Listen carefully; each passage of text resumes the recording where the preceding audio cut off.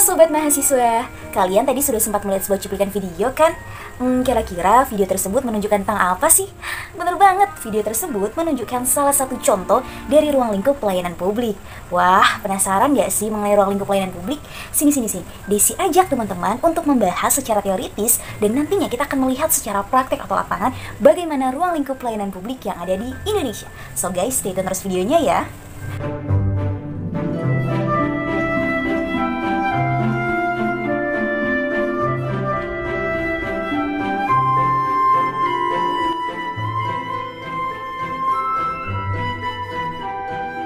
Assalamualaikum warahmatullahi wabarakatuh. Halo Sobat Mahasiswa dimanapun kalian berada dan kapanpun. Saya Desi Fatmasari dengan NIM 220210006, merupakan mahasiswi dari program studi administrasi publik kelas 2A Fakultas Ilmu Sosial dan Ilmu Politik Universitas Maliku Saleh. Kali ini saya akan mengajak teman-teman untuk berbincang-bincang mengenai ruang lingkup pelayanan publik, baik secara teoritis maupun nantinya kita akan turun ke lapangan dan melihat bagaimana respon, bagaimana pengalaman ataupun bagaimana tanggapan dari masyarakat selama ia menikmati atau melaksanakan aktivitas pelayanan publik yang disediakan oleh pemerintah. Nah, jadi nanti kita akan bahas-bahas nih mengenai ruang lingkup pelayanan publik. Nah, Sobat Mahasiswa, video ini juga saya buat untuk memenuhi ujian akhir semester pada mata kuliah Manajemen Pelayanan Publik oleh dosen pengampu Ibu Risna Dewi SOS MSP. Besar harapan saya video ini nantinya bisa bermanfaat bagi siapapun yang menontonnya, guys. So, saya juga nanti minta maaf apabila terdapat kesalahan. Ya udah, kita mulai aja ya videonya. Cekidot.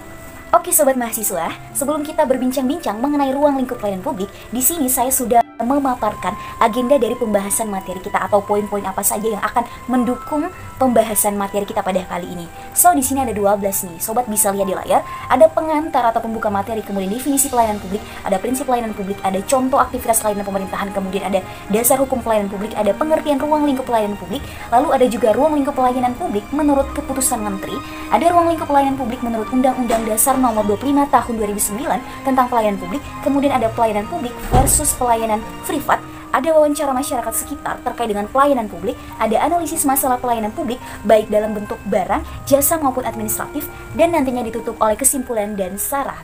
Nah, itu adalah 12 agenda pembahasan materi kita pada kali ini.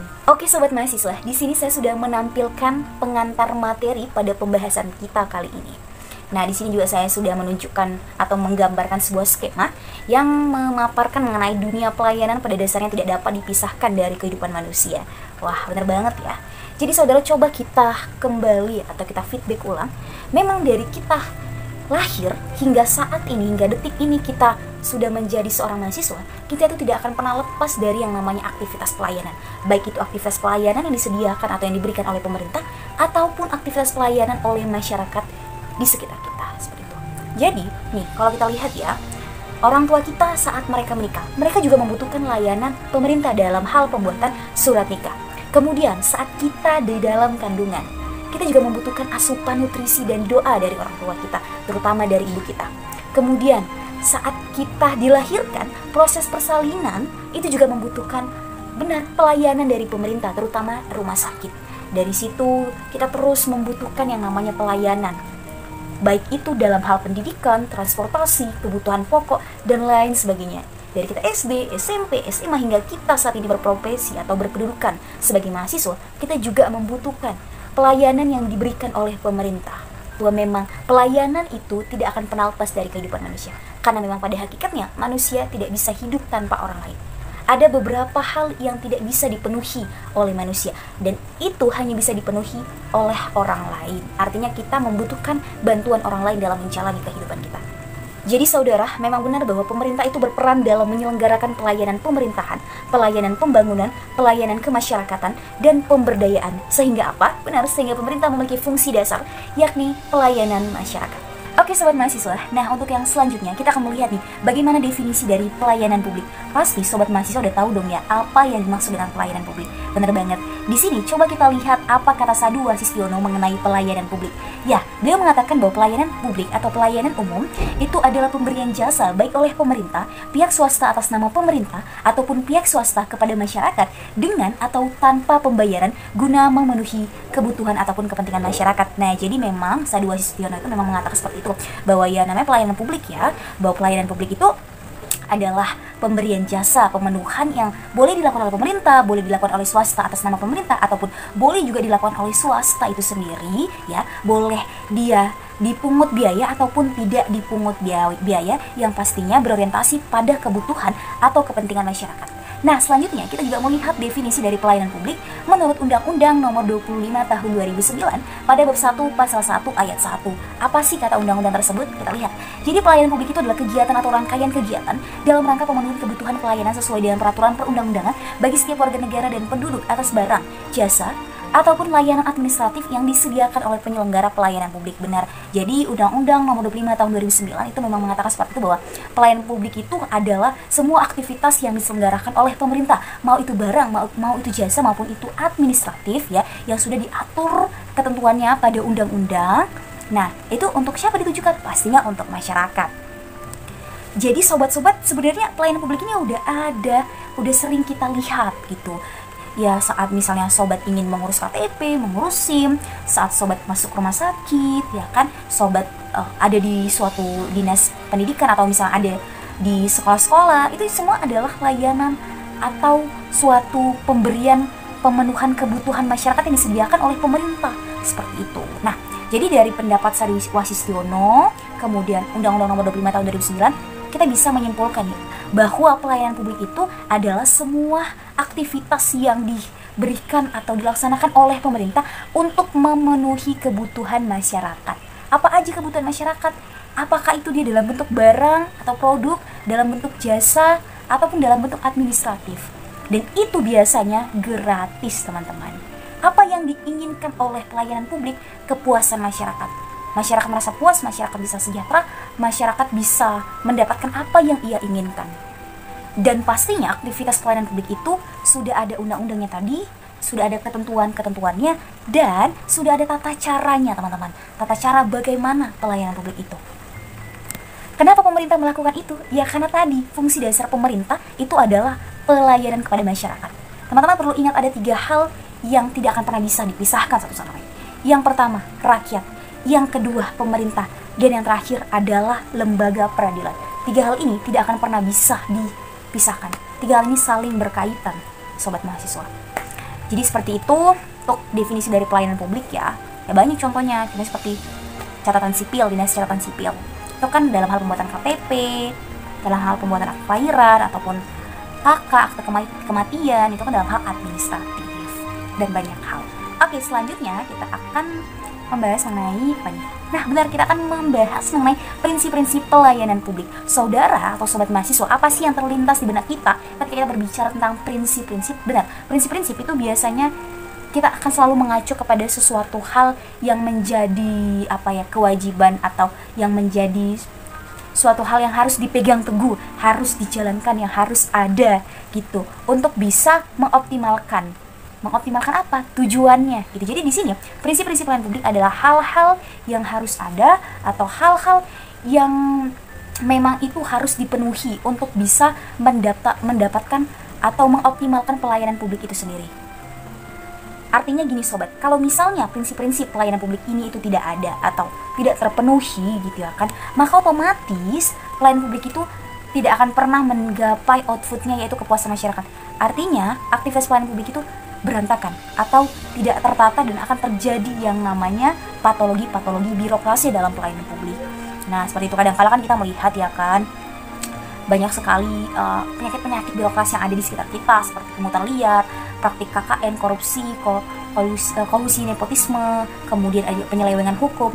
Nah, itu semua kan merupakan patologi-patologi birokrasi yang disebabkan karena banyak atau ada beberapa oknum-oknum para aparatur negara yang ini tadi tidak menjalankan atau tidak menerapkan prinsip-prinsip pelayanan publik ini. Maka semaksimal mungkin gitu, prinsip-prinsip pelayanan publik ini haruslah diterapkan, harus dipegang teguh, harus dijalankan.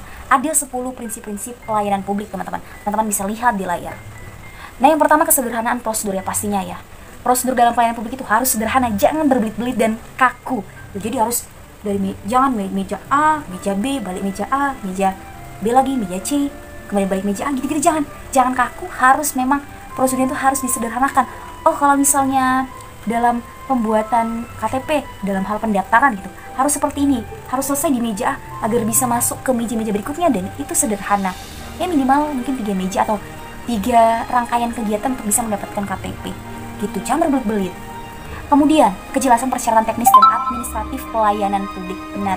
Jadi persyaratannya itu seperti apa dalam hal pembuatan KTP itu harus jelas. Dalam hal administratifnya ya kan, apa aja yang diperlukan. Oh, kartu keluarga. Oh, mungkin akte kelahiran dan sebagainya itu harus jelas. Misalnya pun kalau kita ingin ke rumah sakit ya, ingin rawat inap, apa-apa saja persyaratannya itu harus juga jelas. Jangan tidak jelas gitu. Kalau kita mau sekolah misalnya mau masuk perguruan tinggi kan, kita juga harus memenuhi persyaratan-persyaratan tertentu, dan persyaratan-persyaratan tertentu juga harus jelas. Kemudian kepastian waktu, benar, waktunya itu harus pasti, jangan minyi-minyi, jangan ditunda-tunda, artinya jangan ada abu-abu gitu, harus pas. Ketika misalnya kita ingin mengurus KTP, oke, selesainya pada hari itu juga. Pada hari itu juga 1 hari. Jangan justru malah ada yang setahun, ada yang berbulan-bulan baru keluar. Itu kan tidak ada kepastian waktu. Sama seperti itu kalau misalnya kita ingin menunggu surat rawat inap, ya itu waktunya juga harus pasti.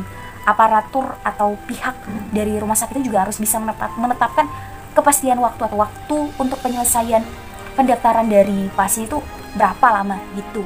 Kemudian ada akurasi atau ketepatan, sama juga ya. Ketepatan tindakan, kemudian ketepatan waktu, ketepatan sikap dari si pelayan dan lain sebagainya. Kemudian keamanan ya juga harus ada. Jadi kalau misalnya nih kita ada di bank, keamanan bank itu pastinya ada ya, ada pihak satpamnya dan lain sebagainya, itu yang mengawasi secara ketat agar kita selaku pengunjung gitu, selaku masyarakat yang ingin dilayani itu bisa merasa aman dan nyaman. Kemudian tanggung jawab, benar, tanggung jawab ini lebih ke sikap ya, lebih ke bagaimana sih tindakan pemberian laporan gitu oleh si pelayan publik gitu atau si aparatur sipil negaranya kepada atasannya. Jadi bagaimana tanggung jawab mereka, ya apa yang mereka dapatkan atau kinerja mereka ini harus mereka laporkan, apakah itu baik atau buruk itu harus dilaporkan, sehingga ada pertanggungjawaban dan kedepannya bisa dilakukan evaluasi dalam hal pekerjaannya. Nah selanjutnya ada kelengkapan sarana dan prasarana, ini juga dong ya. Jadi di setiap organisasi publik, di setiap dinas atau lembaga terkait dalam hal pelayanan publik, itu sarprasnya, fasilitas-fasilitasnya itu harus semaksimal mungkin lengkap. Oke lah, mungkin bagi beberapa di daerah atau beberapa wilayah itu tidak lengkap, karena memang ya at least kita mengetahui bahwa banyak hal ya, terutama mungkin kekurangan sumber daya itu bisa menjadi pemicu sarpras itu tidak lengkap, apalagi di wilayah terpencil ya. Itu mungkin kita maklumi, dan harapan kita pastinya pemerintah bisa setidaknya harus lebih peka dan lebih memprioritaskan wilayah terpencil itu juga, seperti itu ya. Nah, ini juga kalau misalnya nih kita ke rumah sakit atau kita ke bank, kita ke kantor pajak, itu kan sarana prasarananya pastinya harus lengkap ya. Dimulai dari adakah tempat duduk bagi pengunjung, AC-nya, kemudian ada komputernya, banyak hal yang mendukung gitu, yang mendukung aktivitas pelayanan itu sendiri. Di rumah sakit juga seperti itu. Apakah ada khusus ruangan untuk para keluarga pasien gitu kan, dan sebagainya lah. Kemudian kemudahan akses atau accessibility, benar, ini juga harus. Jadi akses kita terhadap organisasi atau terhadap dinas atau lembaga yang memberikan pelayanan publik itu harus ada gitu, harus mudah. Jadi kalau misalnya apa-apa kita ingin melakukan laporan keluhan atau pengaduan, bisa berjalan dengan lancar dan mudah, tidak berbelit-belit. Kemudahan akses kita dalam pengaduan ataupun kemudahan akses kita dalam menerima informasi-informasi yang ada. Maka itu setiap organisasi publik atau lembaga atau dinas terkait dalam hal pelayanan publik itu pastinya mereka akan memberikan informasi-informasi ya terkait dengan kondisi atau adakah perubahan yang terjadi di tempat layanan tersebut. Jadi misalnya nih, kalau kita di rumah atau di sekolah contohnya ya kan, di sekolah. Jadi bagaimana kemudian masyarakat untuk mengetahui informasi-informasi apa saja, misalnya ingin penerimaan mahasiswa baru, ingin penerimaan siswa-siswi baru. Nah itu kan mudah aksesnya, udah ada flyer-flyer atau penyebaran brosur, pengumuman terkait dengan pendaftaran siswa-siswi baru di sekolah tersebut. Ataupun sebagai contoh juga misalnya di rumah sakit juga sudah diberi kemudian akses, artinya mereka sudah mudah untuk mengakses apa-apa saja fasilitas, apa-apa saja yang tersedia di rumah sakit tersebut, dan banyak hal. Kemudian ada kedisiplinan, kesopanan dan keramahan. Nah ini juga sobat mahasiswa, ini memang lebih ke lebih ke si aparatur sipil negaranya atau si pelayan publiknya bagaimana mereka bertindak gitu, apakah mereka disiplin dalam menjalani tugas, sopankah mereka, keramahan ini berhubungan dengan budaya pelayanan, ini juga harus ada. Kemudian kenyamanan baik kenyamanan dari si aparatur sipil negara atau pelayan publik, ataupun kenyamanan dari masyarakatnya gitu. Jadi 10 ini cukup berat ya cukup berat dan sangat jarang sekali mungkin kita temui. Apakah 10 prinsip pelayanan publik ini sudah benar-benar ada, sudah terrealisasi dengan baik di organisasi atau di tempat pelayanan masyarakat? Artinya gini, tidak mungkin sejauh ini agak susah untuk menemukan 10 prinsip ini sudah terrealisasi. Mungkin ada, tapi mungkin sangat sedikit. Ya, harapan kita semoga semua lembaga atau organisasi yang bergerak dalam hal pelayanan publik bisa menerapkan 10 prinsip ini dengan baik dan benar. Nah, next sobat mahasiswa, di sini ada dasar hukum pelayanan publik. Benar ya? Jadi pelayanan publik ini pastinya itu diatur di dalam undang-undang. Artinya ada ketentuan, ada peraturan yang membicarakan tentang pelayanan publik ini, yang mengatur. Ya, kalau misalnya nggak diatur pelayanan publik ini pastinya akan terjadi simpang siur, akan terjadi kericuhan sana sini, gimana sih pelayanan publik itu, seperti itu. Nah, jadi apa sih dasar hukum pelayanan publik gitu? Jadi kalau misalnya kita dalam pelayanan publik, apa yang harus kita lihat gitu? Apa yang mengatur semua hal tentang pelayanan publik, tentang mekanismenya, standar operasionalnya, tentang budaya pelayanannya, tentang pengolahan keluhan, tentang inovasi pelayanannya, itu semua kita lihat di mana gitu? Kita lihat di Undang-Undang Nomor 25 Tahun 2009 tentang Pelayanan Publik. Jadi di situ dipaparkan bahwa negara punya kewajiban untuk melayani setiap warga negara dan penduduk untuk memenuhi hak dan kebutuhan dasarnya dalam kerangka pelayanan publik yang merupakan amanat ya dari Undang-Undang Dasar Negara Republik Indonesia tahun 1945 gitu. Jadi semua pelayanan publik gitu ya, mulai dari seperti yang saya paparkan sebelumnya, itu sudah dituangkan, sudah dijabarkan di dalam Undang-Undang Nomor 25 Tahun 2009 tentang Pelayanan Publik. Nah, selain itu sobat mahasiswa, di sini juga di layar sobat mahasiswa sudah melihat ada beberapa peraturan pemerintah yang sudah diterbitkan terkait dengan pelayanan publik. Nah, di sini ada 4 nih. Kita lihat ada Peraturan Menteri Negara Pendayagunaan Aparatur Negara Nomor 13 Tahun 2009 tentang pedoman peningkatan kualitas pelayanan publik dengan partisipasi masyarakat. Kemudian ada Peraturan Pemerintah Republik Indonesia Nomor 96 Tahun 2012 tentang pelaksanaan Undang-Undang Nomor 25 Tahun 2009 tentang pelayanan publik. Ada Peraturan Presiden Republik Indonesia Nomor 76 Tahun 2013 tentang pengolahan pengaduan pelayanan publik. Ada juga Menteri Pendayagunaan Aparatur Negara dan Reformasi Birokrasi Republik Indonesia Nomor 24 Tahun 2014 tentang pedoman penyelenggaraan pengolahan pengaduan pelayanan publik secara nasional. Jadi sobat mahasiswa, itulah beberapa peraturan pemerintah yang memang sudah diterbitkan untuk pelayanan publik seperti yang saya paparkan tadi. Jadi semua hal dalam hal pelayanan publik itu sudah ada ketentuannya, sudah ada peraturannya. Dan pastinya setiap aparatur sipil negara atau orang-orang berkecimpung dalam hal layanan publik itu pastinya harus mengetahui dasar ini atau ketentuan ini, harus membaca terlebih dahulu, harus benar-benar ya tahu gitu apa sih sebenarnya atau bagaimana sih sebenarnya pelayanan publik itu, sehingga nanti ke depannya output untuk bisa menggapai kepuasan masyarakat itu bisa tercapai. Oke sobat mahasiswa, selanjutnya kita sudah mulai nih masuk ke materi inti mengenai ruang lingkup pelayanan publik. Nah, di sini kita akan melihat bagaimana definisi dari ruang lingkup pelayanan publik. Apa sih ruang lingkup itu? Gitu dulu ya. Kita lihat secara etimologi atau secara bahasa, ruang lingkup itu bisa kita katakan sebagai batasan permasalahan yang akan diangkat oleh peneliti atau penulis, ataupun ruang lingkup itu adalah batasan subjek yang akan dilakukan peneliti, ataupun ruang lingkup itu bisa kita katakan sebagai bagian variabel-variabel yang diteliti, populasi atau subjek penelitian dan lokasi penelitian. Jadi memang namanya dari ruang lingkup ya, artinya di mana-mana, artinya ini loh lingkungan kita gitu. Di sini hanya ini batasan kita dalam bertindak. Saya bilang hanya ini batasan kita dalam bergerak. Ruang lingkup itu seperti itu. Gitu. Misalnya ruang lingkup anak-anak ya, ruang lingkup anak-anak itu di mana? Ya kalau mungkin tidak di tempat bermain, ya kan? Atau tempat bermain, atau taman rekreasi, lalu sekolah, tempat mengaji, gitu. Itu kan adalah ruang lingkupnya anak-anak gitu. Dan pastinya orang dewasa atau anak-anak remaja atau mahasiswa-mahasiswi pasti jarang dong ke situ karena itu bukan ruang lingkupnya gitu. Contoh juga nih, kita sebagai mahasiswa. Ya, sebagai mahasiswa, sebagai orang anak-anak remaja, ruang lingkup itu di mana? Ruang lingkup itu ya kalau tidak di perguruan tinggi atau di universitas, di kafe-kafe, di perpustakaan ya kan, atau di tempat-tempat yang punya kontribusi, yang punya peranan mahasiswa. Nah, itu gitu kalau kita analogikan ruang lingkup ya seperti itu. Artinya ada batasan-batasan dalam bergerak. Nah, lalu bagaimana sih ruang lingkup pelayanan publik gitu? Nah, kita lihat bahwa ruang lingkup pelayanan publik itu bisa dikatakan batasan-batasan pemberian layanan yang dilaksanakan oleh penyelenggara pelayanan publik. Dalam hal ini pastinya pemerintah atau organisasi publik sebagai upaya untuk pemenuhan kebutuhan dan keperluan penerima pelayanan atau masyarakat maupun pelaksanaan ketentuan peraturan perundang-undangan yang mempunyai kepentingan pada organisasi tersebut sesuai dengan aturan pokok dan tata cara yang telah ditetapkan. Jadi dengan kata lain ya, ruang lingkup pelayanan publik itu adalah bagian-bagian atau cakupan yang dijangkau oleh aktivitas pelayanan publik. Jadi sobat mahasiswa, sederhana gini, ruang lingkup pelayanan publik itu kita ibaratkan ini sebagai ini sebagai lingkaran. Nah, di dalam lingkaran itulah pemerintah atau organisasi publik itu ya menjalankan aktivitasnya. Di luar dari lingkaran itu bukan hak dari pemerintah dalam memberikan pelayanan publik gitu ya. Jadi ibaratkan ruang lingkup pelayanan publik itu ibaratkan apa saja sih yang akan diatur gitu, yang akan dikelola, yang akan dimanaging oleh pemerintah dalam hal pelayanan publik gitu. Atau batasan-batasan apa aja yang boleh dilakukan oleh pemerintah dalam hal pelayanan publik gitu ya kan. Sebagai contoh misalnya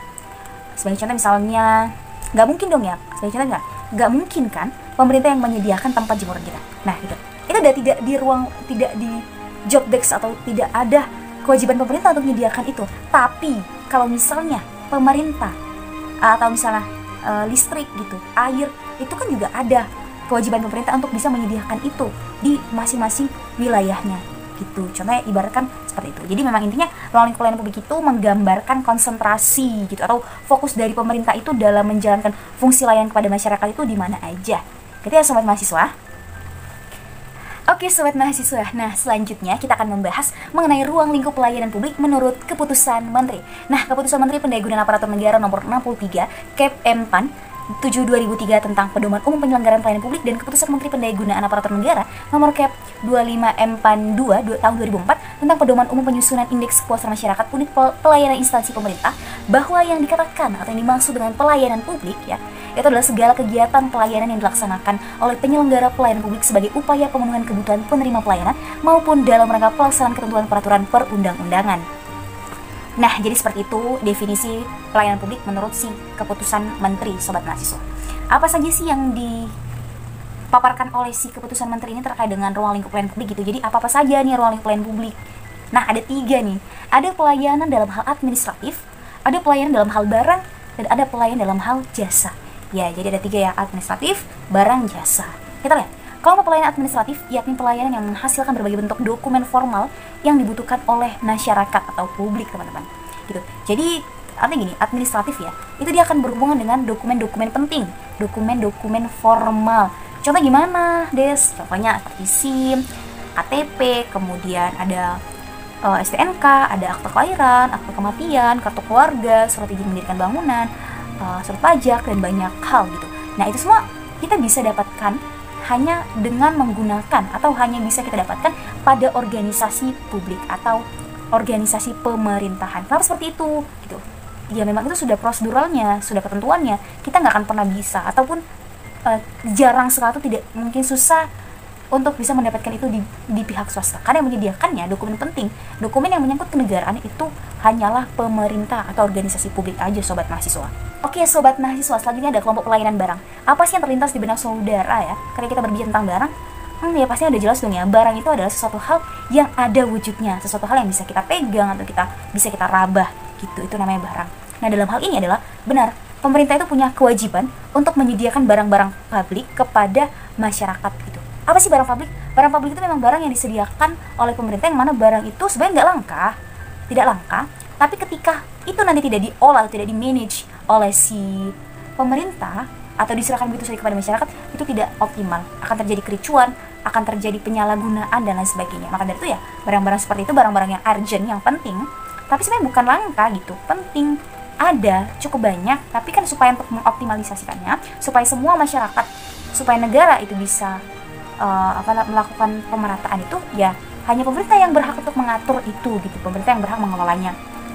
Jadi seperti apa sih gitu? Seperti misalnya dalam hal penyediaan air bersih, kemudian penyediaan jaringan telekomunikasi, kan, kemudian jembatan, jalan raya, jalan tol, gitu, pelabuhan dan lain sebagainya, bendungan, itu semua hanya bisa dibuat atau diolah dan di-managing oleh pemerintah, seperti itu ya. Next, kelompok pelayanan jasa. Nah, jasa ini kebalikan dari barang, sobat, benar ya? Kalau barang ada wujudnya, jasa itu tidak ada wujudnya.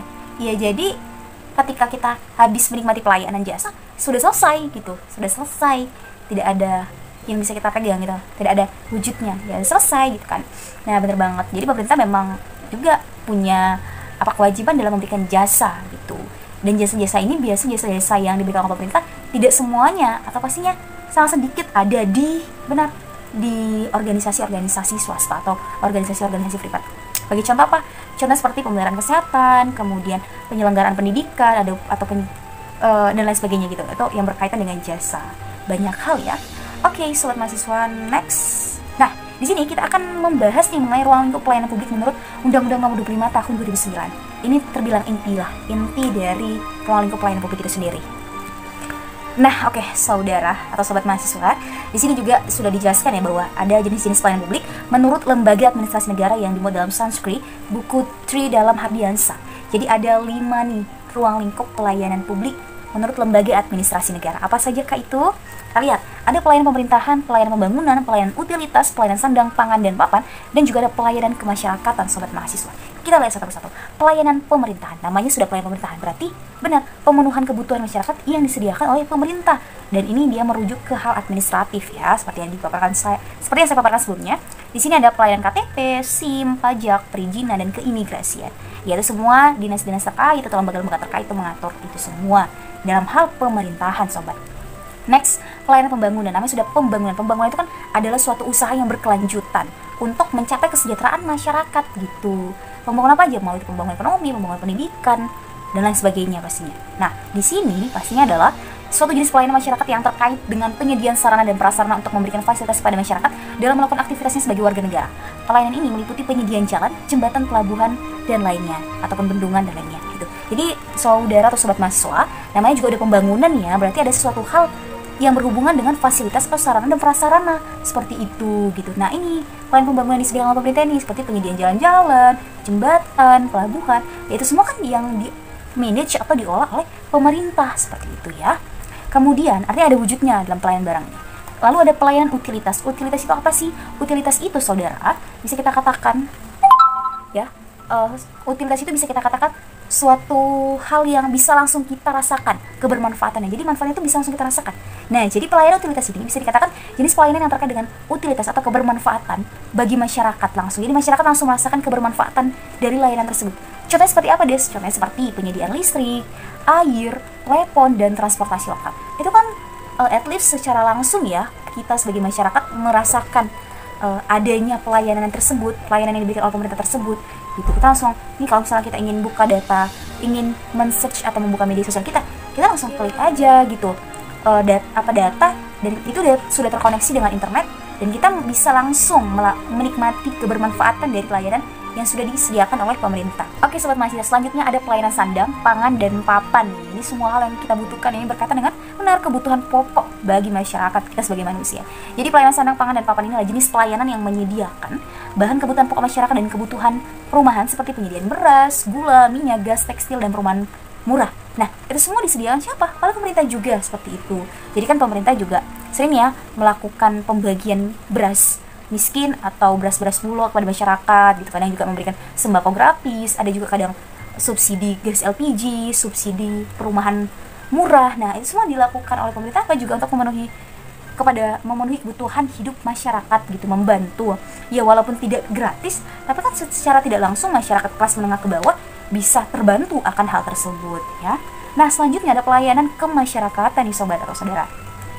Di sini namanya udah kemasyarakatan, berarti berhubungan dengan aktivitas kemanusiaan biasanya atau aktivitas sosial kemasyarakatan. Contoh seperti apa, Des? Contoh seperti kesehatan, pendidikan, ketenaga kerjaan, penjara, rumah yatim piatu, dan lain sebagainya. Itu kan semua berkaitan dengan sosial kemasyarakatan atau berkaitan juga dengan jasa sih, dengan manusiawi ya, dengan hal-hal yang berbau dengan manusiawi, sobat.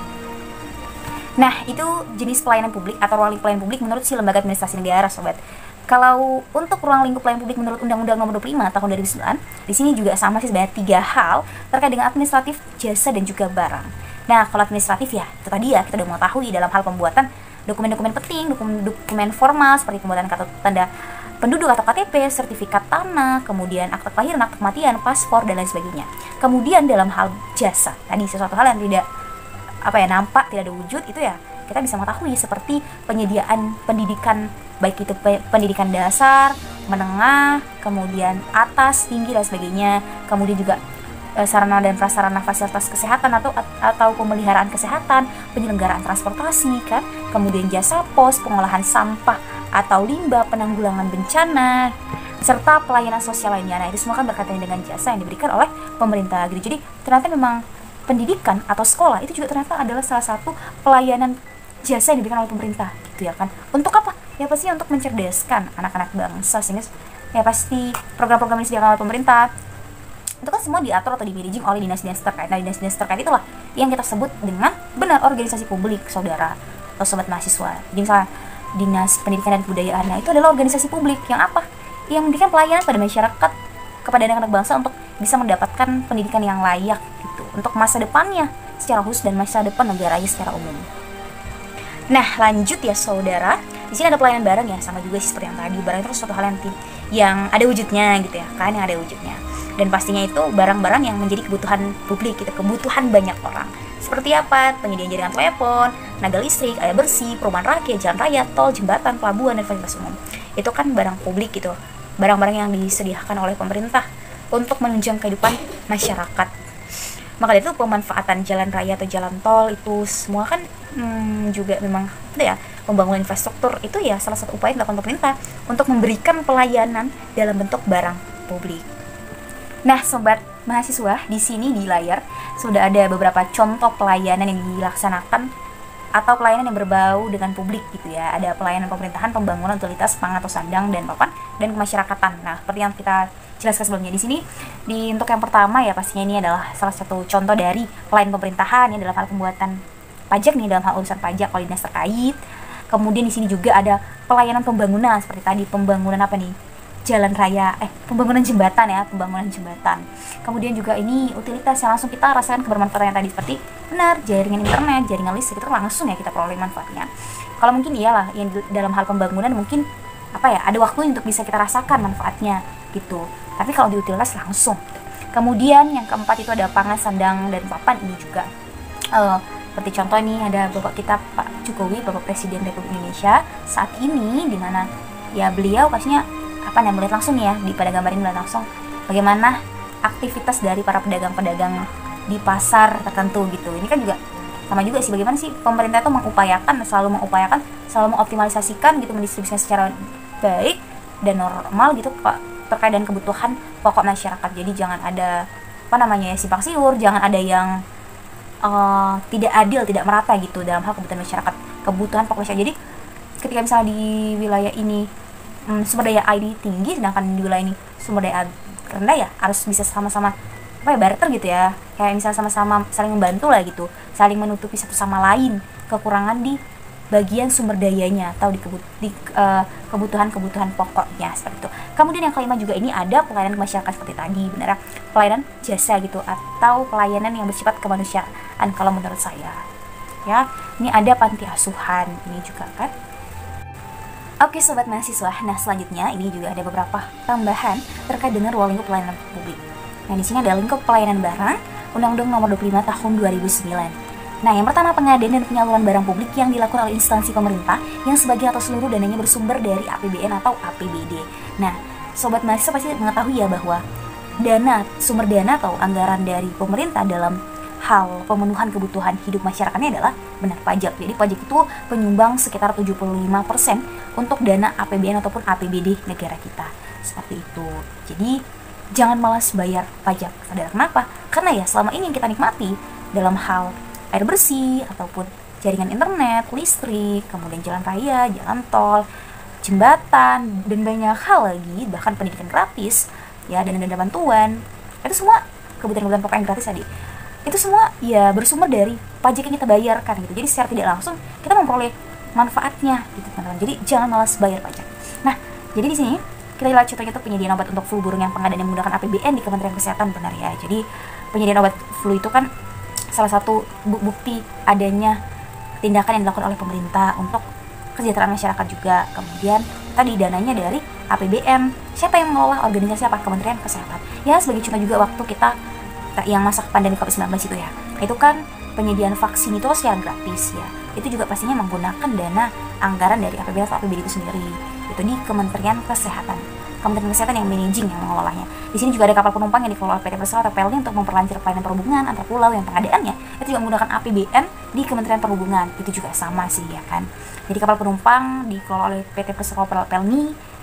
Untuk apa? Untuk bisa masyarakat itu bisa lancar nih aktivitas pelayarannya gitu antara pulau satu dan pulau yang lainnya gitu kan. Tuh dikelola oleh Kementerian Perhubungan gitu ya. Kemudian penyedia infrastruktur transportasi perkotaan yang pengadaannya juga menggunakan APBD gitu. Tadi yang di bagian Kementerian Kesehatan APBN ya. Nah, kemudian yang ini juga di infrastruktur transportasi perkotaan itu APBD, benar ya, saudara. Nah, ini kan adalah bentuk-bentuk barang ya. Barang yang instansi pemerintahan yang mengelola dengan bersumberkan dari dana APBN atau APBD. Next adalah yang kedua, pengadaan dan penyaluran barang publik yang dilakukan oleh suatu badan usaha yang modal pendiriannya sebagian atau seluruhnya bersumber dari kekayaan negara atau kekayaan daerah yang dipisahkan gitu. Jadi yang tadi itu pure pemerintah, ya instansi pemerintah yang di poin pertama, dan di poin kedua ini badan usaha yang juga memang dananya itu dari kekayaan daerah ya, atau negara dipisahkan gitu ya. Contoh seperti produk listrik hasil pengolahan PT Persero PLN, kemudian daerah besi hasil pengolahan perusahaan daerah air minum, itu kan semua badan-badan usaha ya yang mengelola. Kalau tadi kan pure instansi pemerintahan ya, kementerian-kementerian. Nah, next yang ketiga nih, sobat mahasiswa. Nah, yang ketiga, pengadaan dan penyaluran barang publik yang pembiayaan tidak bersumber dari APBN atau APBD, yang modal pendirian sebagian seluruhnya bersumber dari kekayaan negara atau kekayaan daerah dipisahkan. Tetapi ketersediaannya menjadi misi negara yang ditetapkan dalam peraturan perundang-undangan gitu. Jadi, ini tuh misi negaranya. Misi negara itu kebijakan untuk mengatasi permasalahan tertentu gitu. Jadi kayak kebijakan ataupun kegiatan atau upaya yang bisa diperbuat untuk bisa mengatasi masalah tertentu gitu. Jadi, ibaratkan nih ya, pemerintah ini untuk memberikan pelayanan barang kepada masyarakat itu tidak secara langsung, tapi ada kebijakan ataupun ada kegiatan-kegiatan yang secara tidak langsung juga itu tertuju kepada pelayanan barang untuk masyarakat gitu. Kita lihat nih contohnya. Ada kebijakan menugaskan PT Persero Pertamina dalam menyalurkan bahan bakar minyak jenis premium dengan harga yang sama untuk eceran di seluruh Indonesia. Nah, itu kan dengan melalui kebijakan itu ya, untuk memerintahkan PT Pertamina ya untuk mengecerkan harga yang sama si harga minyak bahan bakar minyak jenis premium ini di seluruh Indonesia. Itu kan suatu kebijakan yang diberikan oleh pemerintah untuk si PT Pertamina, untuk apa juga ya, pasti untuk kesejahteraan masyarakat ya, sehingga bahan bakar minyak itu bisa normal atau standar lah bagi pendapatan ekonomi masyarakat Indonesia. Kemudian juga kebijakan memberikan subsidi agar harga pupuk dijual lebih murah guna mendorong petani berproduksi. Itu kan merupakan kebijakan yang secara tidak langsung berarti itu perintah gitu, perintah pemerintah untuk PT-PT itu atau perusahaan-perusahaan itu atau organisasi-organisasi itu bisa memberikan subsidi gitu, bisa memberikan keringanan lah kepada masyarakat. Nah, itu juga ada kebijakan pengadaan tabung gas 3 kg untuk kelompok masyarakat tertentu dalam rangka konversinya tanah gas, itu juga salah satu contohnya. Nah, sobat mahasiswa, next ya. Di sini ada lingkup pelayanan jasa, yang tadi barang dan jasa. Nah, poin yang pertama juga sama, penyediaan jasa publik oleh instansi pemerintah yang sebagian seluruh dananya bersumber dari APBN atau APBD. Contohnya seperti ini, pelayanan kesehatan atau rumah sakit puskesmas gitu kan. Pelayanan pendidikan, sekolah dasar, sekolah menengah pertama, sekolah menengah atas, perguruan tinggi, pelayanan navigasi laut, mercusuar, dalam suar, pelayanan peradilan, pelayanan lalu lintas, pelayanan keamanan atau jasa kepolisian.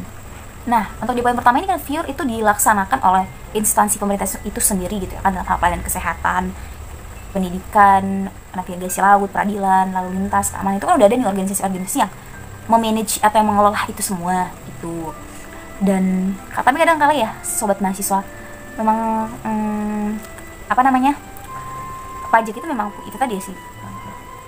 Oke, next, lalu yang kedua, ini juga penyediaan jasa publik oleh suatu badan usaha yang modal pendiriannya sebagian seluruhnya bersumber dari kekayaan negara atau kekayaan daerah yang dipisahkan nih saudara, sama ya. Contoh gimana? Contoh itu jasa pelayanan transportasi angkatan udara, laut, darat yang dilakukan oleh PT Garuda Indonesia, PT Merpati Airlines, PT Pelni, PT KAI, PT Damri dan lain sebagainya. Lalu juga jasa penyediaan air bersih yang dilakukan oleh perusahaan daerah air minum. Gitu.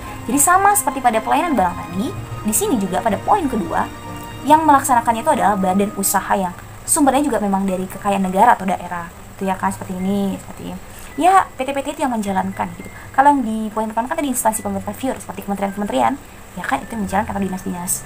Nah, kalau di poin kedua itu memang adalah badan-badan usaha. Kemudian yang ketiga kita lihat penyediaan jasa publik yang pembiayaan tidak bersumber dari APBN atau APBD atau badan usaha yang modal pendiriannya sebagian atau seluruhnya bersumber dari kekayaan negara atau kekayaan daerah yang dipisahkan, namun ketersediaannya itu menjadi misi negara yang ditetapkan dalam peraturan perundang-undangan. Ini juga sama seperti yang sebelumnya.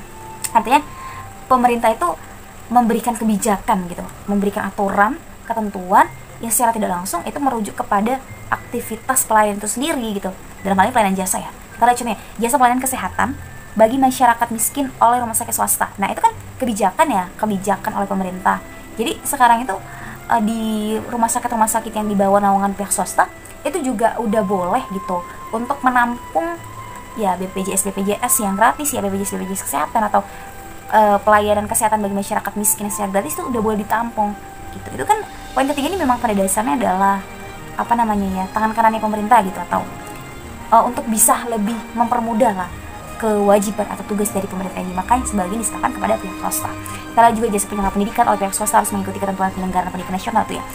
Artinya itu juga apa namanya, pendidikan sekarang kan bukan hanya di negeri aja, di swasta juga, bahkan ya kadang pendidikan swasta dengan pendidikan negeri itu kolaboratif gitu kan.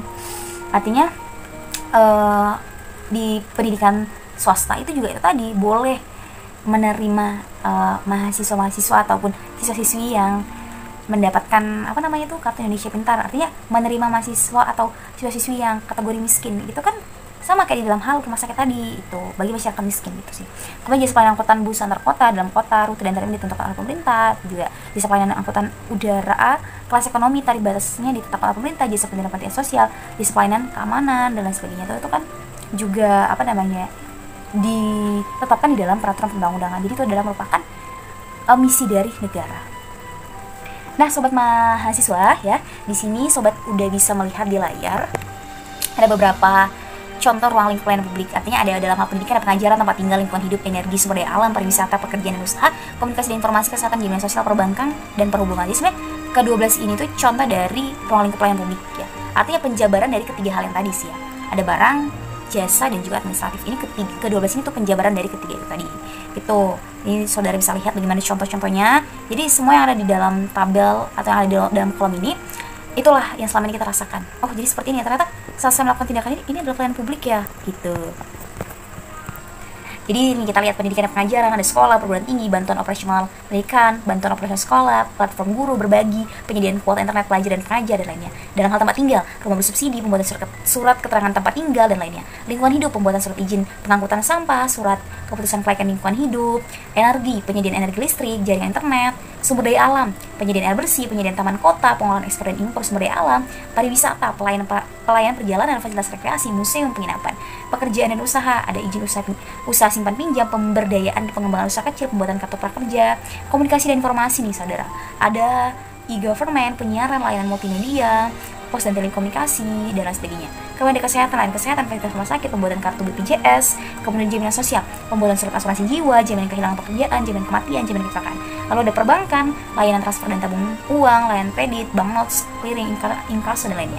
Perhubungan juga layanan angkutan jalan, penerbangan, layanan angkutan, jalan, penerbangan, perkeretaapian, pelayaran lalu lintas. Nah, ini semua kan adalah contoh dari ruang lingkup pelayanan publik, walaupun di dalamnya juga kadang ada keikutsertaan pihak swasta. So, next sobat mahasiswa, di sini ada pelayanan publik versus pelayanan privat. Kedua hal yang kadang-kala sulit untuk dibedakan, tapi sebenarnya beda gitu ya. Oke, kita lihat pelayanan privat itu di mana dan pelayanan publik itu seperti apa. Ya, ini sebenarnya pelayanan privat itu ya adalah pelayanan yang orientasinya itu adalah keuntungan atau profit ya. Yang dimana ini biasanya tuh pelayanan yang disediakan oleh organisasi swasta gitu. Organisasi yang pendirinya itu ya adalah orang perorangan ataupun kelompok per kelompok yang jauh dalam hal atau yang jauh dari suatu ketentuan-ketentuan gitu. Ibaratkan dia berdiri sendiri gitu ya. Kalau misalnya pelayanan publik ya udah tahu dong ya, seperti penjelasan sebelumnya, pelayanan yang orientasinya adalah bagaimana caranya untuk bisa memberikan kebutuhan-kebutuhan masyarakat, tuh bagaimana pemenuhan kebutuhan masyarakat baik dalam hal barang, jasa maupun administratif. Dan apa sih sasarannya? Sasarannya adalah pastinya mencapai kepuasan masyarakat. Jadi dalam hal pelayanan publik itu tidak pernah mencari profit atau keuntungan, gitu kan. Ya biasanya juga pelayanan yang gratis, walaupun kadang-kala ada memang yang tidak gratis, tapi kan setidaknya diringankan akan hal tersebut, gitu.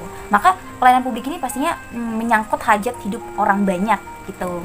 Sehingga perlunya konsep, desain, tata nilai, dan sistem yang berbeda dengan pelayanan pribadi. Jadi lebih kompleks mana kalau ditanya pribadi atau private? Atau privat, ya pastinya pelayanan publik gitu. Salah maksudnya mana yang lebih kompleks antara pelayanan publik dengan pelayanan private?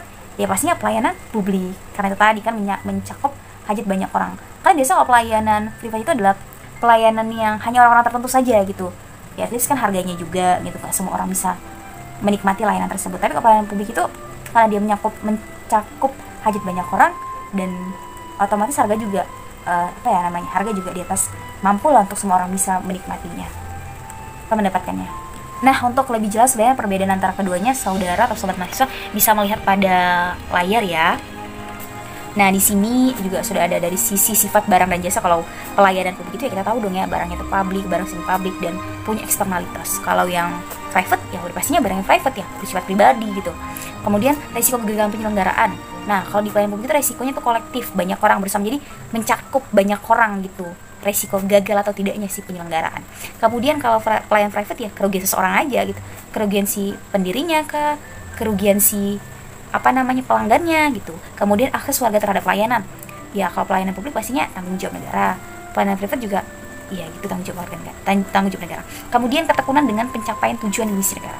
Kalau pelayanan publik itu tinggi dan langsung. Tinggi dong, namanya mencakup banyak orang. Kemudian kalau pelayanan privat itu rendah dan tidak langsung. Jadi ketekunan untuk mencapai tujuan itu ya tidak begitu tinggi gitu dan tidak langsung juga kan. Kemudian dasar penyelenggaraannya. Nah, kalau di pelayanan publik itu ada konstitusi, kebijakan publik dan peraturan perundang-undangan. Ini udah pasti. Kalau di pelayanan privat, pastinya kesepakatan pengguna dari penyelenggara kebijakan perusahaan. Gitu. Jadi para pengguna itu dan penyelenggara itu sama sepakat juga kebijakan dari perusahaan tersebut. Kemudian lembaga penyelenggara.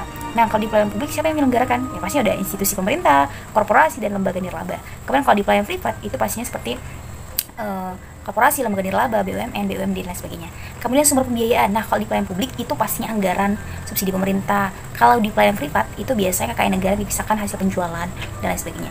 Nah, contohnya seperti apa sih gitu kan? Contoh-contoh aktivitas sebenarnya tadi ya udah kita jelaskan. Ada kalau misalnya di pelayanan publik itu pembuatan KTP, KK, air bersih, pembangunan jalan, jembatan, bangunan sekolah. Kalau misalnya di pelayanan privat itu contohnya seperti perbankan, layanan rumah sakit swasta dan lain sebagainya. Jadi seperti itu terkait dengan perbedaan pelayanan publik dan private. Sebenarnya mudah untuk kita pahami. Oke sobat mahasiswa, kali ini kita akan masuk ke pembahasan mengenai organisasi publik berkolaborasi dengan organisasi privat. Nah, kita sama-sama mengetahui ya bahwa negara atau pemerintah itu pasti memiliki keterbatasan dalam hal pemenuhan kebutuhan hidup masyarakatnya. Untuk itu, di sini diperlukanlah kolaborasi atau kerjasama dengan masyarakat sendiri ataupun dengan pihak luar. Salah satu contohnya itu adalah organisasi swasta. Maka dari itu kita sering banget ya melihat di zaman sekarang organisasi swasta dengan organisasi pemerintah ya atau dengan pemerintah itu sendiri bekerja sama atau berkolaborasi untuk bisa memenuhi kebutuhan hidup masyarakat. Nah, saudara atau sobat mahasiswa bisa lihat di layar ya bahwa kolaborasi ini akan melibatkan entitas swasta dan masyarakat itu sendiri sehingga negara tidak perlu melulu memproduksi barang jasa public goods, melainkan dapat memberikan pekerjaan produsen kepada pihak swasta gitu. Jadi memang ada beberapa hal yang pemerintah itu tidak bisa penuhi sehingga ia akan serahkan kepada pihak swasta yang pihak swasta itu justru lebih oke lah atau lebih mampu baik dari sisi semua hal, sisi keuangan, sisi lokasi, sumber daya manusia itu pihak swasta lebih oke dalam mengerjakan itu sehingga ya pemerintah akan menyerahkan itu kepada pihak swasta gitu. Sebagai contoh nih, kebutuhan akan obat-obatan dari kesehatan masyarakat. Nah, maka dari itu pemerintah tidak perlu nih memiliki pabrik obat sendiri.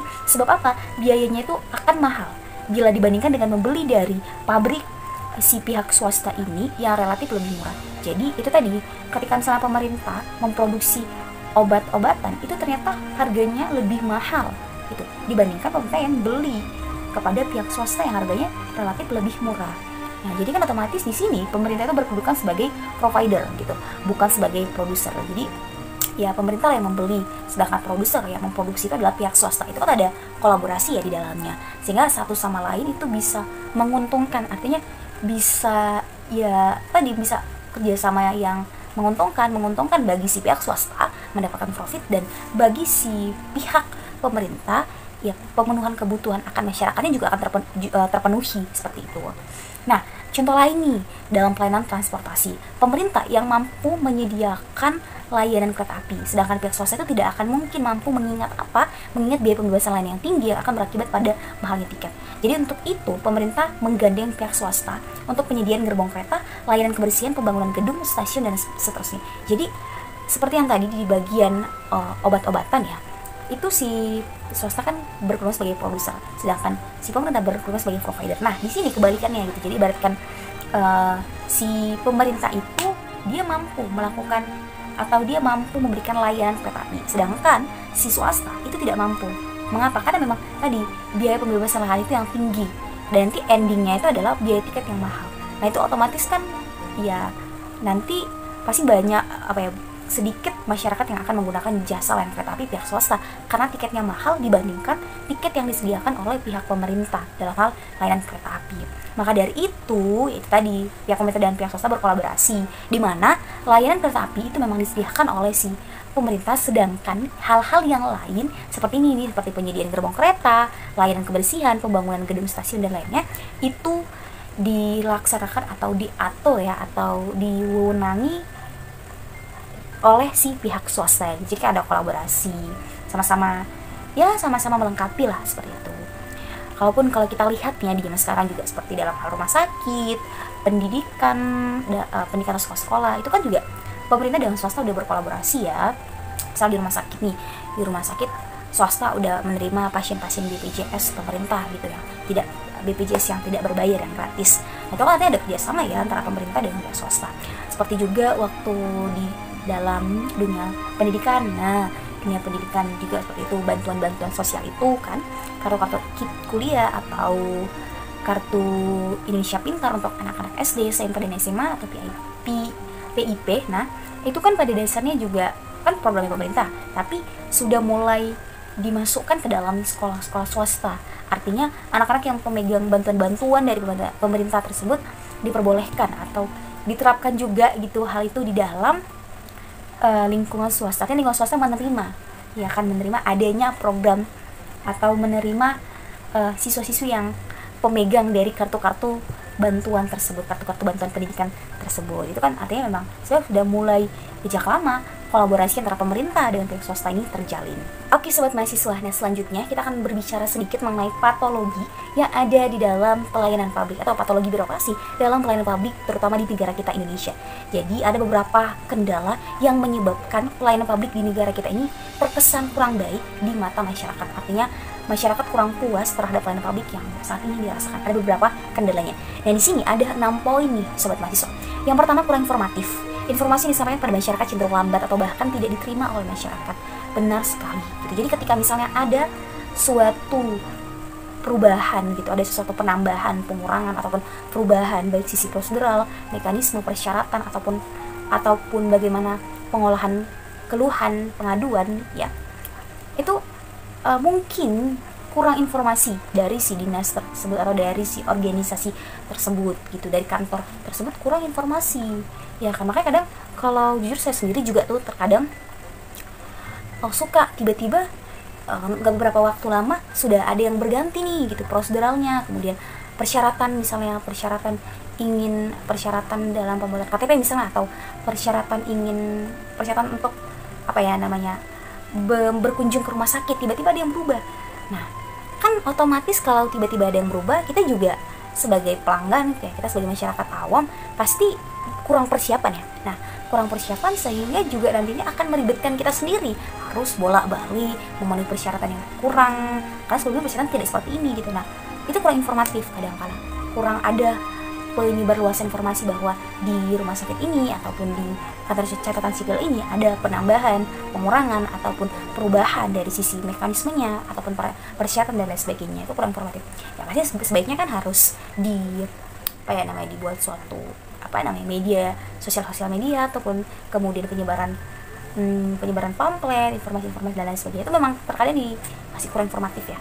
Selanjutnya adalah birokratis, pelayanan yang dilakukan melalui proses yang terdiri dari berbagai level gitu. Jadi maksudnya kalau kita ingin membuat sebuah KTP nih di kantor capil, nah itu sesuai dengan birokrasinya gitu, struktur birokrasinya, struktur organisasinya, level ke level. Nah sebenarnya itu memang oke aja, tapi kan birokrasinya terlalu kaku, terlalu lambat, berbelit-belit gitu. Kenapa tidak lebih disederhanakan gitu? Artinya tidak harus dari level ke level. Ya harus dilakukan inovasi sedikit gitu supaya tidak berbelit, tidak kaku dan tidak lama, dan sehingga lebih sederhana dan masyarakat juga waktunya lebih optimal gitu. Untuk sekarang ini kan memang seperti itu ya, masih banyak sih. Kemudian inefficiency, persyaratan diperlukan seringkali tidak relevan dengan pelayanan diberikan. Nah itu juga tadi, jadi kadang-kala kan persyaratannya seperti ini, tapi tidak sesuai dengan pelayanan yang diberikan, pelayanan yang didapatkan gitu. Itu banyak juga. Kurang empati, tidak mau mendengar keluhan, saran dan aspirasi dari masyarakat. Ini juga merupakan patologi dari birokrasi dalam hal pelayanan publik. Jadi sebagian dari para pelayan publik itu mereka kadang kurang menunjukkan budaya pelayanan atau 5S ya, kurang respon, kurang ada rasa empatinya gitu kan, dan kurang juga mengayomi aspirasi dari masyarakat. Ya udah masuk kanan keluar kiri gitu. Kalau misalnya kita lihat secara praktiknya di lapangan itu pasti masih ada ditemukan hal-hal seperti ini gitu kan. Apalagi kalau misalnya si pelayan publiknya itu kurang mampu mengkontrol emosi ya, moodnya gitu. Ya mungkin ini yang akan terjadi, kurang empati, tidak mendengar keluhan saran. Padahal kan ketika kita sudah siap menjadi pelayan masyarakat, ya kita harus mampu bersikap profesionalisme gitu, bersikap profesional untuk melihat ini adalah pekerjaan dan pekerjaan tanggung jawab saya dan sebagainya gitu. Artinya jangan disangkut pautkan apa yang ada secara personal dalam diri kita, suatu problematika personal dalam diri kita ya, atau dalam rumah kita gitu, dengan posisi kita sebagai seorang pelayan masyarakat. Oke. Kemudian kurang responsif dan koordinasi. Respon terhadap berbagai keluhan cenderung lama atau sering terjadi tumpang tindih kebijakan. Gitu juga ya kan, terkadang kala kurang responsif sama keluhan-keluhan yang ada yang diberikan oleh masyarakat gitu. Banyakan sih, apalagi pada masyarakat bawah ya, menengah ke bawah itu kadang memang kurang mereka mendengar aspirasi, kurang memberikan bantuan gitu kepada orang-orang yang berkebutuhan di kelas menengah ke bawah. Nah, jadi bahkan juga sering terjadi tumpang tindih kebijakan. Jadi kebijakan yang seharusnya menjawab soal ini justru malah kesini kayak gitu. Nah, yang terakhir itu sukar diakses. Unit pelaksana pelayanan publik yang terletak sangat jauh dari jangkauan masyarakat. Nah, itu terkadang ada juga ya kan.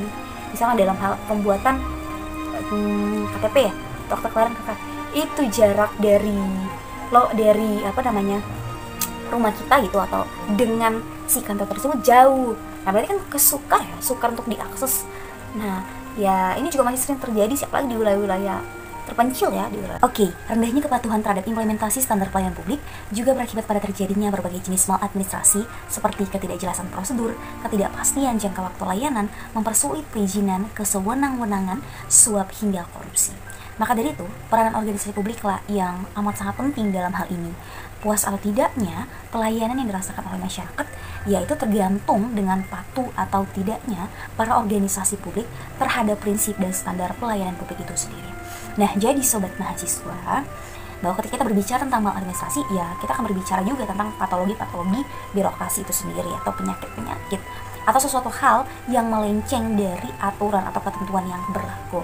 Nah, seperti itu juga. Jadi banyak seperti yang saya katakan sebelumnya ya, patologi-patologi birokrasi dalam pelayanan publik itu ya pemicu utamanya itu ya pada si SDM-nya sendiri, atau si pelayan publik itu sendiri, atau aparatur negara itu sendiri yang tidak patuh terhadap dengan prinsip dan standar dari pelayanan publik.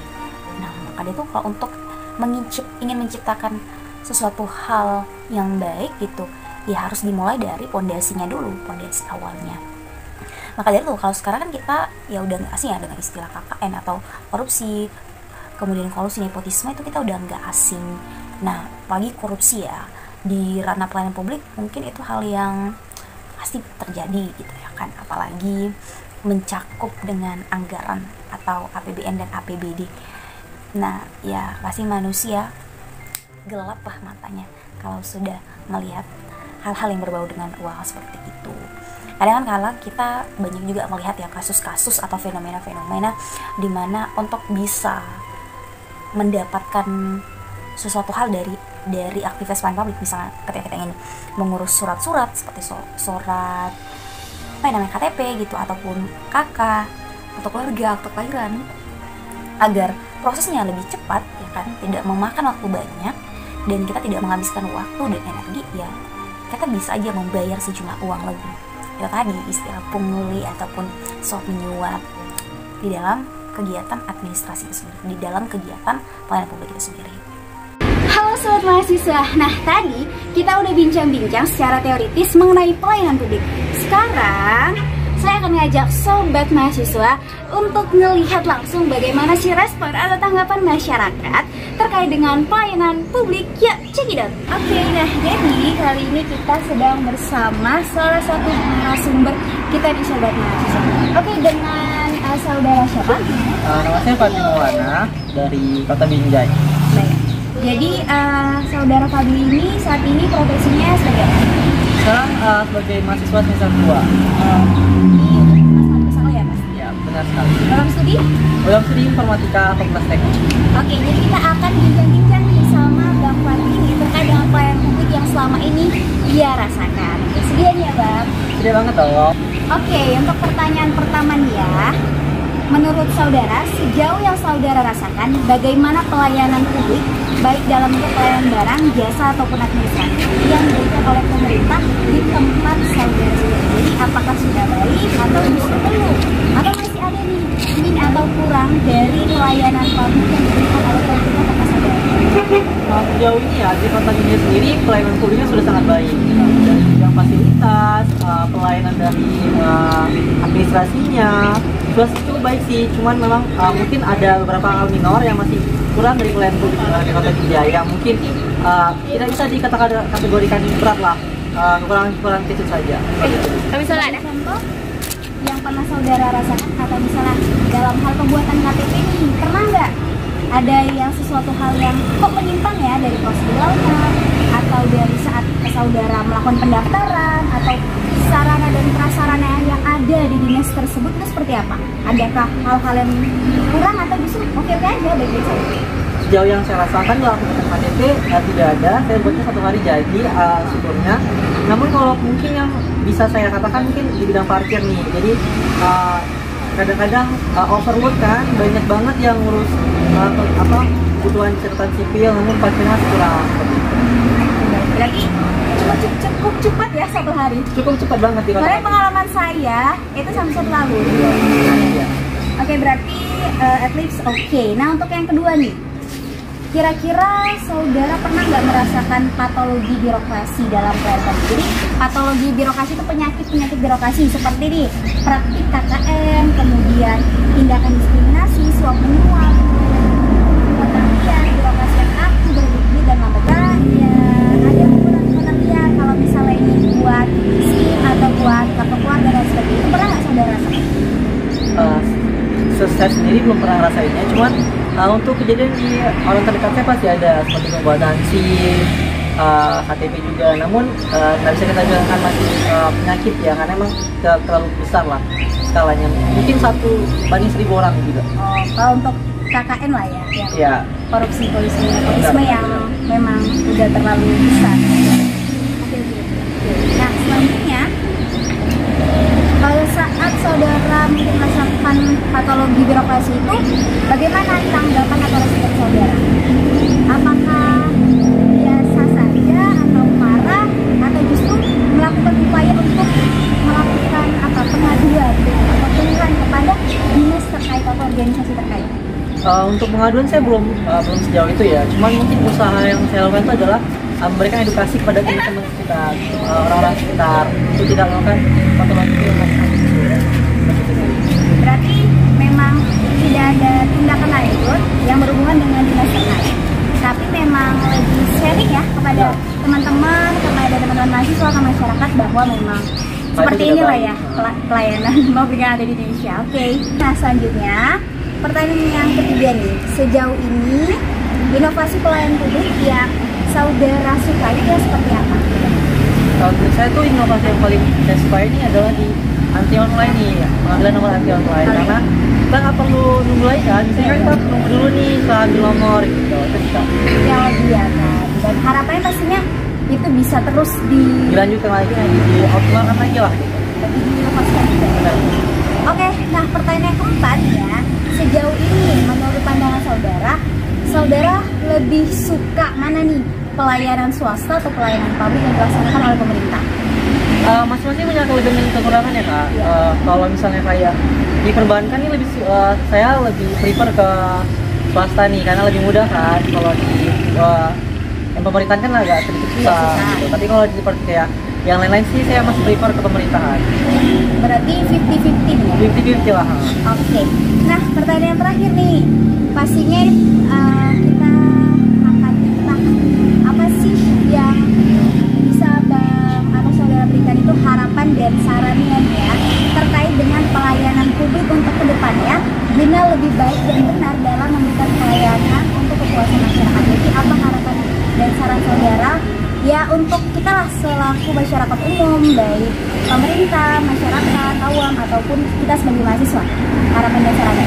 Menurut saya sih kalau bisa ada pengintegrasian lebih kuat lagi ya antara administrasi dengan pengguna teknologi yang sekarang, karena saya rasa pengguna teknologi itu bisa memberikan banyak dampak positif nih, seperti kayak transparan administrasi dan lain sebagainya Kak. Jadi lebih cepat juga kan, lebih efektif juga bagi teman-teman semuanya gitu Kak. Seperti itu sih Kak. Oh, berarti intinya kita nih ya sebagai mahasiswa ya juga ikut berkontribusi ya mencari inovasi-inovasi baru apalagi untuk bisa mengoptimalkan pelayanan publik Indonesia di sini.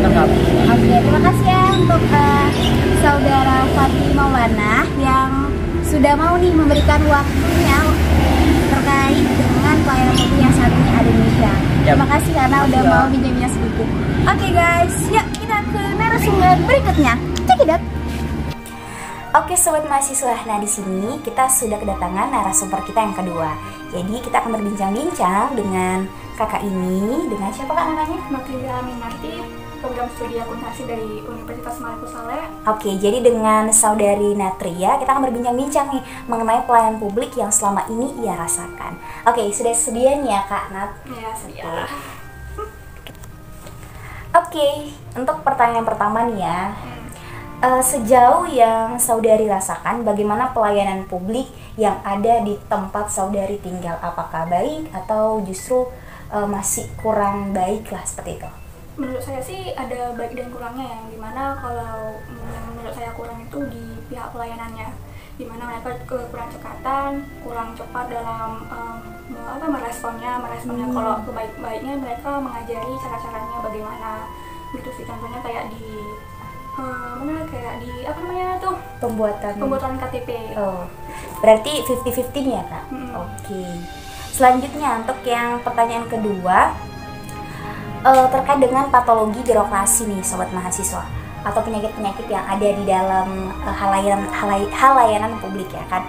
Nah, saudari Natria sendiri pernah tidak merasakan hal-hal seperti terjadinya diskriminasi dalam pelayanan ataupun ada tindakan-tindakan pungli, pungutan liar yang dilaksanakan oleh oknum-oknum terkait, itu pernah tidak saudari rasakan? Iya pernah, jujur saja saya pernah tuh dalam pembuatan KTP yang dimana saya ada memberikan sejumlah uang untuk saya bisa mengurus KTP itu dengan cepat.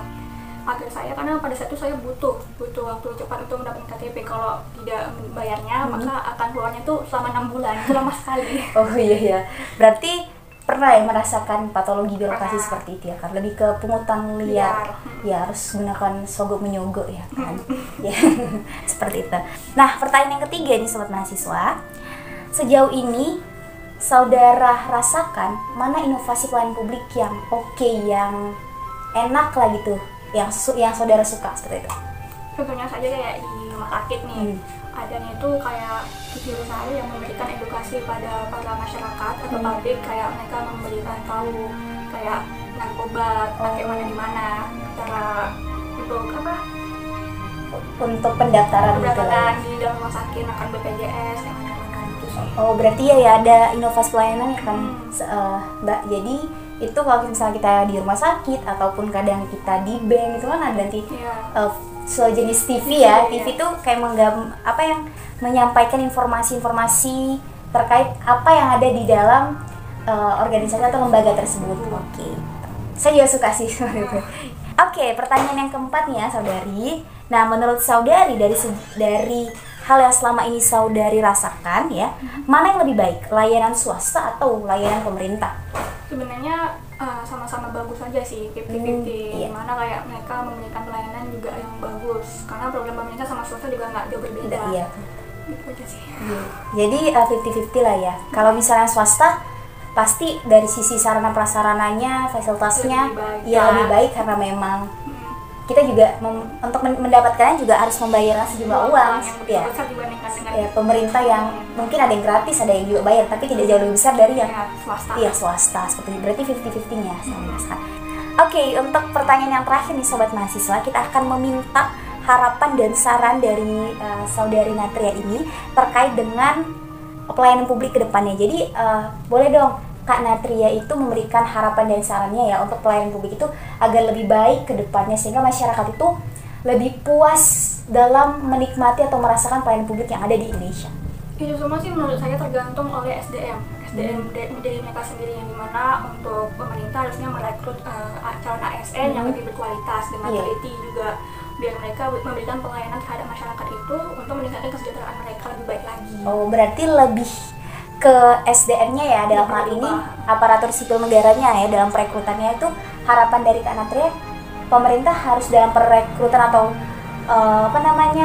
perekrutan anggota dari ASN itu harus lebih detail, harus lebih serius lagi gitu lah, untuk bisa mencapai ASN yang dia bukan yang berkompeten, bukan yang berkualitas, tapi berakhlakul karimah ya kan. Karena kan juga korupsi, pungutan liar, adanya tindakan-tindakan KKN ataupun tindakan-tindakan diskriminasi ya, itu kan yang pemicunya juga ya dari SDM-nya sendiri ya, ASN-nya sendiri. Itulah harapan ke depan dari saudari Natria sendiri ya. Oke, sobat mahasiswa, jadi mungkin itu saja ya bincang-bincang terkait dengan pelayanan publik yang ada di Indonesia yang dirasakan sendiri oleh Kak Natria ya kan. Terima kasih kami ucapkan sama Kak Natria ya udah mau aja bincang-bincang nih. Semoga aja harapan dari Kak Natria dan harapan dari kita semua untuk pelayanan publik Indonesia itu biar lebih baik itu bisa terwujud ya kan Kak. Oke, sobat mahasiswa, next kita ke narasumber yang terakhir. Halo semuanya, perkenalkan saya Lautar, merupakan mahasiswi dari program studi manajemen Fakultas Ekonomi dan Bisnis Universitas Maliku Saleh. Nah, saya sendiri merupakan warga lokal dari Kota Lusmawe, di mana saya bertempat tinggal di Desa Cutmamplam, Kecamatan Muara II, Kota Lusmawe, sekitar 10 sampai dengan 15 km dari pusat kota. Baik, terkait dengan pertanyaan bagaimana implementasi Taman Kota di Kota Lusmawe, apakah sudah dimanfaatkan dengan baik atau tidak? Saat ini Taman Kota di Kota Lusmawe sudah dimanfaatkan dengan baik. Ya, sudah dimanfaatkan dengan baik, di mana di Taman Kota sendiri masyarakat menjadikannya sebagai sarana rekreasi, ataupun terkadang Taman Kota di Kota Lusmawe itu dijadikan sebagai tempat kegiatan-kegiatan yang ada di Kota Lusmawe, seperti bazar ataupun kegiatan yang bersifat terbuka untuk masyarakat umum. Lalu pertanyaan kedua, pernahkah terjadi pungutan liar? Terkait pungutan liar di Kota Lusmawe sendiri, saat ini tidak ada pungutan liar semacam kekerasan ataupun tindakan kriminal. Dimana karena kita kenal sendiri Kota Lusmawe tingkat keamanan dan pengamanannya itu tinggi. Jadi untuk pungutan liar saya rasa belum ada. Namun di Taman Kota Lusmawe ada sedikit seperti biaya itu lebih ke arah uang parkir nih. Nah, jadi tidak ada pungutan liar untuk biaya ke taman masuk atau sebesar berapa gitu, tapi cuman ada untuk uang parkir. Nah, uang parkir ini saya rasa juga wajar-wajar saja, karena memang ada orang yang menjaga keadaan di parkiran tersebut. Jadi wajar jika kita ingin membayar ataupun memberikan imbalan kepada mereka sebagai balasan atas jasa mereka menjaga kendaraan kita. Terkait dengan peran masyarakat dalam pengimplementasian Taman Kota. Nah, saat ini seperti yang saya rasa dan saya amati bahwa masyarakat Kota Lusmawe sudah sangat baik responnya dalam pengimplementasian Taman Kota, di mana masyarakat ini menjaga kebersihan, menjaga ketertiban dan keamanan, juga mengikuti syariat Islam, di mana di Taman Kota Lusmawe sendiri mempunyai aturan-aturan di mana tidak boleh berbaulnya atau berkhalwatnya antara laki-laki dan pria. Nah, masyarakat Kota Lusmawe sudah cukup dalam melaksanakan aturan-aturan tersebut, sehingga saya rasa masyarakat Kota Lusmawe sudah sangat baik dalam mematuhi aturan ataupun memanfaatkan Taman Kota menjadi tempat yang baik sesuai dengan aturan pemerintah. Nah, untuk inovasi sendiri dari Taman Kota Lusmawe, saya rasa belum ada inovasi yang bisa dianggap sangat modern gitu. Jadi masih dalam keadaan yang biasa-biasa saja gitu. Taman Kota hanya berbentuk taman, kemudian ada pendopo di tengahnya. Pendopo itu biasanya digunakan untuk acara-acara penting.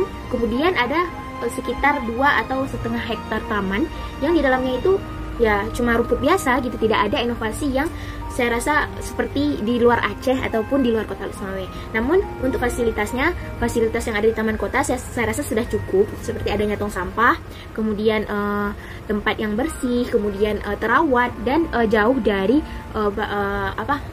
barang-barang ataupun sesuatu yang berbahaya gitu. Jadi Taman Kota itu saya rasa sudah sangat steril dan nyaman untuk dijadikan tempat penting bagi masyarakat, baik itu untuk berekreasi ataupun untuk